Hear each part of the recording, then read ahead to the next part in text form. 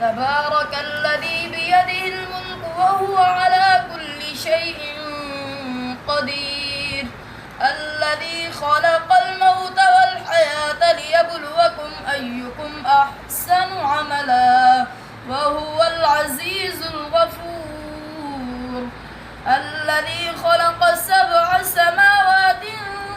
طباقا ما ترى في خلق الرحمن من تفاوت فارجع البصر هل ترى من فطور. بسم الله الرحمن الرحيم تبارك الذي بيده الملك وهو على كل شيء قدير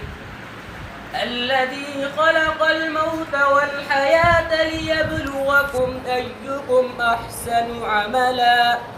وهو العزيز الغفور الذي خلق 7 سماوات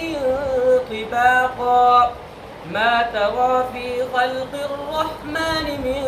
تفاوت